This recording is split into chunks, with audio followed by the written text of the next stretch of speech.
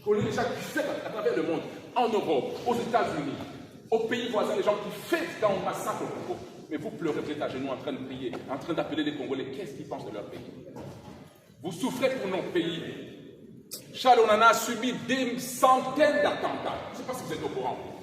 On l'a poursuivi à travers le monde. On a utilisé des experts pour l'éliminer. Ce n'est pas parce qu'il parlait de ses frères du pays. C'est parce qu'il parlait du Congo. Ça fait 30 ans que Charles Onana meurt dans son cœur pour nous, Congolais. Quels sont les Congolais qui veulent prendre aussi le relais de Charles Onana et de souffrir avec lui? Nous sommes où? Quand il s'agit de l'argent, nous nous battons, nous gagnons l'argent, nous mangeons, nous prenons des femmes, nous prenons le champagne. Nous oublions que c'était de l'argent qui pouvait servir à l'armée, qui pouvait servir à l'administration pour sauver le pays. Aucun lobbying international. Aucun. Le président de la République aujourd'hui est tout seul. Regardez le président de la République aujourd'hui, il est tout seul. On organise une mafia pour l'insulter afin qu'on oublie ce qu'il fait de mieux.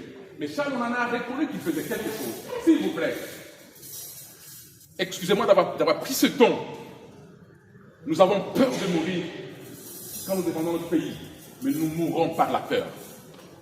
Nous avons peur de mourir pour notre pays, nous mourrons par la peur sans avoir rien fait. Moi, je suis de ceux-là qui ne mourront pas de la peur. Et je n'aurais pas peur de mourir. Je mourrai pour mon pays et pour mon peuple. Et ce n'est pas parce que je suis fort. C'est pas parce que je suis fort. C'est parce que j'ai eu honte.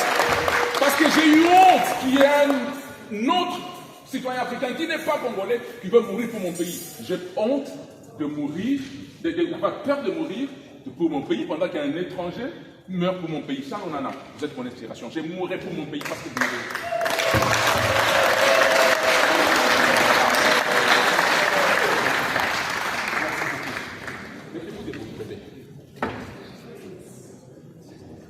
Beaucoup de gens ne vous connaissent pas. On cache les meilleurs, Excellence, Monsieur le ministre. Donnez-moi 30 secondes. C'est l'occasion, Monsieur le ministre. Non, nous allons avoir une occasion. Pour parler de notre pays, je ne supporte pas qu'on me refuse la parole. Mais, pardon, je sais. C'est une occasion, Excellence. S'il vous plaît, ceux qui nous tuent passent des milliers d'heures, des milliers de jours en train de réfléchir pour nous tuer. Mais nous, les victimes, nous mettons 3 minutes dans la réflexion et nous allons dormir. Si nous réfléchissions pour notre pays, autant d'heures qu'ils mettent pour nous massacrer, on arrive à avoir l'équilibre des forces et ça allait marcher. Monsieur Kouébé, merci pour la souffrance que vous connaissez. Merci.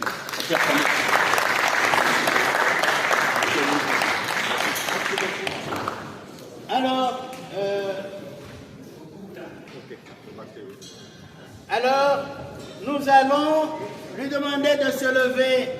Nous allons l'applaudir à l'infini et il va pouvoir aller se reposer. Nous, on va partager ce repas qui est préparé déjà pour nous. S'il vous plaît.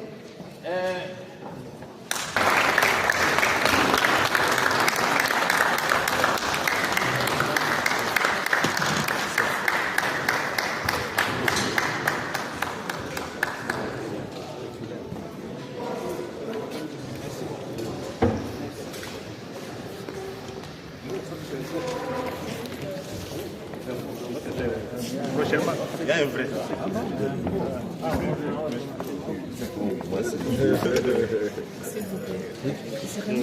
Donc, votre main. Oui. C'est Charles. S'il vous plaît, il y a une question intéressante. Les gens veulent partir d'ici avec une date. On va nous communiquer. Non, on va vous communiquer. Nous devons mobiliser. Il y a la communication. Moi aussi, les gens n'étaient pas informés. Moi, je suis L'idée du report est sage.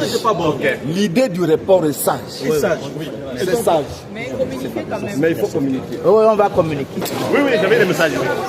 Non, attendez. Il va revenir, prochainement.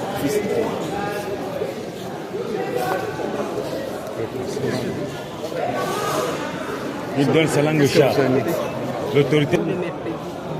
Je vous dirai quoi. D'accord. Merci d'être là. Merci. Mais envoyez-moi quand même les éléments que vous savez.